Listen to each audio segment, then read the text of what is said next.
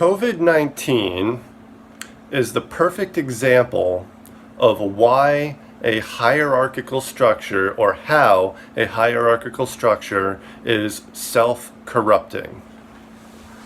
So if you have been following me on my Facebook page, Kamiron Freeman, then you have already seen a lot of the stuff that I post from, a lot of the research that I do, videos I watch, articles I read, etc., etc.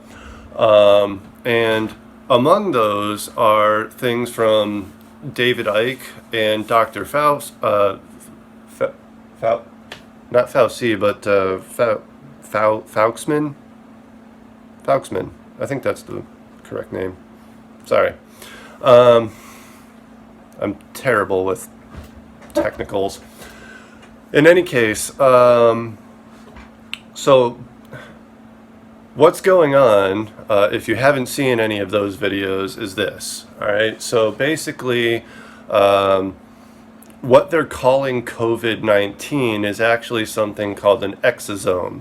An exosome is an RNA genetic material that's produced in or by our bodies as a natural part of the immune response system, right? And what they're calling COVID-19 are the exosomes that are specific to the lung tissue, where whenever anything causes toxicity levels to rise in the cells in our lungs lung cells then release this exosome, whose sole purpose basically is to absorb the toxin and then go into the mucus so that it can be expelled from the body, aka get rid of the toxin, right? So that's the purpose of this exosome, and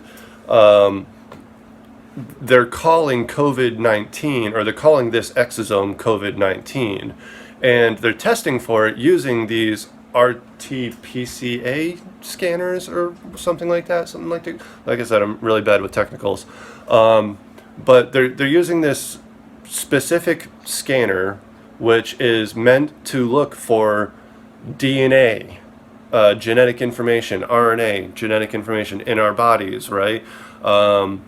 It's not meant to look for viruses or bacteria. It's not meant to diagnose diseases. It serves an entirely different purpose. I don't know exactly what that purpose is, but for example, it's used when examining or analyzing cancerous tissue, for example. Things of that nature, right? And now these exosomes can be produced in any number of different ways, from physical stress, mental stress, emotional stress, right? Actual toxins being introduced to the body, smoking cigarettes, asthma, cancer, electromagnetic radiation, aka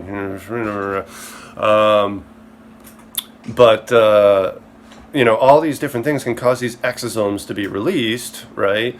And so they're using this thing that's looking specifically for these exosomes, and they're calling it COVID-19. So naturally, most of the people that are getting tested with this device are being told that they have COVID-19, when in fact they don't. They just have these exosomes being released because they're under stress or fear, or they're sick, or they're injured, or whatever the case may be, and it's not actually a virus. And they never actually did anything to actually determine by what's called the golden rule of medical science to determine if something's actually a virus or not. They never actually followed this system, and people are coming out with devices like, hey, this actually tests for COVID-19, blah blah blah.